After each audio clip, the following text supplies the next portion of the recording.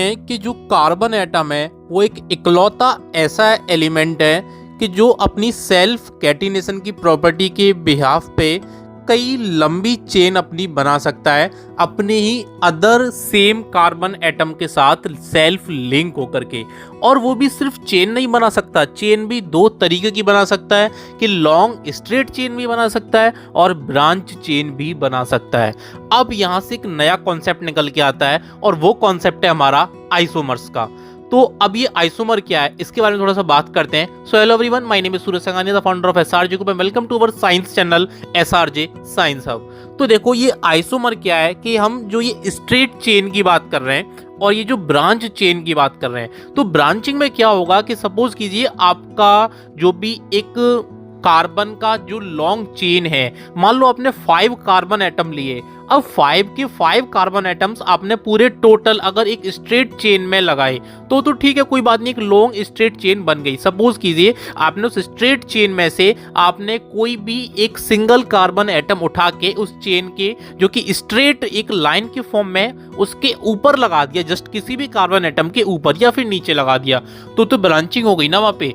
तो अब यहां पर क्या होता है, the compound that contain the same molecular formula, ऐसा कोई भी कंपाउंड जिसका मॉलिक्यूलर फॉर्मूला सेम है। अब मॉलिक्यूल कैसे बनता है आप जानते हो कि आपके एटम्स को कंबाइन करके बनता है, ठीक है। तो जब हम किसी भी पार्टिकुलर कार्बन की वैलेंसी को फिल करेंगे, जैसे कि हमने सिंगल कार्बन एटम लिया, सिंगल कार्बन एटम की जो वैलेंसी होती है 4 होती है, तो हमने उस 4 वैलेंसीज को हमने 4 हाइड्रोजन अटैच करके फिल कर दिया, ठीक है। तो आपका मॉलिक्यूल क्या बना, जब फिल हो गया तो उसके साथ हाइड्रोजन अटैच हो गई, तो मॉलिक्यूल बन गया आपका CH4, क्योंकि सिंगल कार्बन है तो C हो गया और H हमारे 4 हैं टोटल, तो CH4 हो गया। अब मान लीजिए आपने अगर एक से ज्यादा कार्बन एटम लिए हैं और वो सारे के सारे कार्बन अपने आपस में सेल्फ लिंकिंग है, तो उनकी एक दूसरे की एकाध वैलेंसी, अगर वो सपोज एल्केन है, सैचुरेटेड हाइड्रोकार्बन है, सिंगल बॉन्ड एक दूसरे के साथ क्रिएट कर रहे हैं, फॉर्म कर रहे हैं, तो वहां पर उनकी एक एक वैलेंसी तो ऑटोमेटिक फिल हो गई। फॉर एग्जांपल आपने 2 कार्बन एटम लिए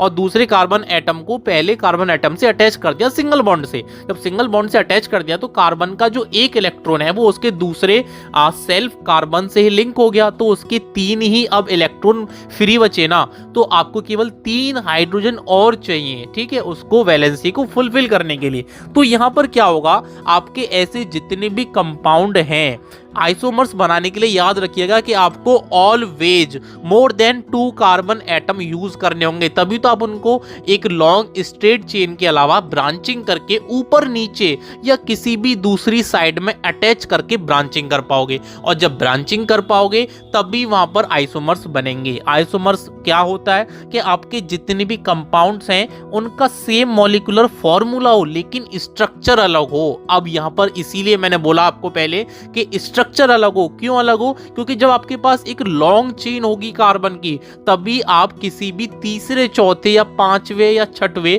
या 7वें या 8वें नंबर में जब आपके कार्बन होंगे टोटल, तभी आप कुछ 1 या 2 या 3 कार्बन एटम को उठाकर ऊपर या नीचे किसी भी लॉन्ग चेन में एक सिंगल कार्बन एटम के ऊपर या नीचे लगाकर उसको ब्रांचिंग कर पाओगे और ब्रांचिंग करके उसके स्ट्रक्चर्स को डिफरेंट तरीके से डिजाइन कर पाओगे। और जब उसको आप फॉर्म करोगे किसी भी कार्बन के कंपाउंड के स्ट्रक्चर को, तो भले ही स्ट्रक्चर अलग है लेकिन उन सभी का जो एक मॉलिक्यूलर फॉर्मूला होगा वो सेम होगा। और ये जब फिनोमेना होगा, इसे फिनोमेना को हम आइसोमरिज्म बोलते हैं और वो जो हमारा स्ट्रक्चर बनेगा वो हमारा पूरा आइसोमर बोला जाएगा। अब यहाँ पर अगर एग्जांपल के तौर पे अगर हम समझें तो यहाँ पर आप ये समझ सकते हो। फॉर एग्जांपल अगर हमने एग्जांपल लिया ब्यूटेन का, ठीक है, हम ब्यूटेन का एग्जांपल लेते हैं। चलो ब्यूटेन का नहीं, सबसे पहले हम एक छोटा एग्जांपल लेते हैं प्रोपेन का। अब प्रोपेन में टोटल कार्बन एटम आपके कितने होते हैं? 3 होते हैं, ठीक है। अब मान लो हमने तीनों को एक सिंगल एक स्ट्रेट लाइन चेन में डिस्ट्रीब्यूट किया, ठीक है, तो हमारे तीनों कार्बन एटम लगे। अब मिडिल वाला कार्बन एटम और साइड में आपके 2 कार्बन एटम, ठीक है, एक सिंगल आपका पूरा एक सिंगल लाइन बन गया, ठीक है। और उसको हमने सारा जो भी वैलेंसीज बची उन वैलेंसी को हमने हाइड्रोजन से फिल कर दिया। तो ऐसा जो स्ट्रक्चर है उसको हम एन आइसोमर बोलते हैं, ठीक है। अब सपोज कीजिए आपने क्या किया, उसमें से एक सिंगल कार्बन को उठाया और किसी भी साइड से, चाहे लेफ्ट साइड से चाहे राइट साइड से, जब उसको उठा लिया तो आपके 2 ही कार्बन एटम बचे। अब उसको आपने किसी भी एक कार्बन एटम के ऊपर लगा दिया। या फिर नीचे लगा दिया तो स्ट्रक्चर चेंज हो गया ना। एक तो आपका पहले वाला था जिसमें आपकी स्ट्रेट लाइन चेन बन रही है, ठीक है, और दूसरे में टोटल कार्बन एटम तो उतने ही हैं, आपका कोई ना बढ़ा है ना घटा है। टोटल कार्बन एटम अब भी आपके 3 ही हैं, लेकिन आपने एक कार्बन को उठा के या तो ऊपर शिफ्ट कर दिया या नीचे कर दिया। आपकी स्ट्रेट चेन जो है, जो पेरेंट चेन है, उसके किसी भी एक सिंगल कार्बन के अप में या डाउन में आपने उसको एडजस्ट कर दिया, अटैच कर दिया, ठीक है। तो ये आपका स्ट्रक्चर चेंज हो गया, ठीक है। तो ये आपका बन गया आइसो, ठीक है, आइसो स्ट्रक्चर, ठीक है। अब मान लीजिए आप एक बड़ा चेन ले लेते हैं, ठीक है। फॉर एग्जांपल आप ले लीजिए पेंटेन को, ठीक है, सिंगल बॉन्ड की मैं यहाँ पर बात कर रहा हूँ, ठीक है। तो यहाँ पर आपने एक सैचुरेटेड कंपाउंड लिया, किसका, 5 कार्बन एटम का। अब 5 कार्बन एटम में आपने क्या किया, पहले तो एक स्ट्रेट चेन बनाई जिसमें केवल आपके सारे 5 कार्बन एटम है। तो उसमें तो सारी जो भी वैलेंसीज आपकी फ्री हैं उन सब में आपने अटैच किया किसको, 5 सारे हाइड्रोजन को, जो वहाँ भी वैलेंसी आपकी बची वहाँ पर आपने हाइड्रोजन को अटैच किया। अब यहाँ पर ये सारा का सारा आपका एन आइसोमर का स्ट्रक्चर बना, जो कि आपका एक स्ट्रेट चेन स्ट्रक्चर है। अब इसके बाद आपने क्या किया, किसी भी एक कार्बन को उठाया किसी भी साइड से, उसको आपने या तो ऊपर या फिर नीचे अटैच कर दिया। तो आपकी जो पेरेंट चेन है, जो स्ट्रेट चेन है, वहां पर आपके 4 कार्बन एटम बचे अभी भी, क्योंकि आपने एक कार्बन को हटाया है, ऊपर या फिर नीचे उसको एडजस्ट किया, अटैच किया। तो अब लेकिन अगर टोटल स्ट्रक्चर में देखें तो कितने, अभी भी 5 ही कार्बन है, जो कि पहले एक सिंगल स्ट्रेट चेन में भी थे। तो ऐसा स्ट्रक्चर आपने केवल एक ऊपर या फिर नीचे किसी एक जगह शिफ्ट किया होगा और आपके टोटल अभी भी 5 है, लेकिन स्ट्रेट चेन में अब एक कम हो गया, वहां पर 4 हो गए।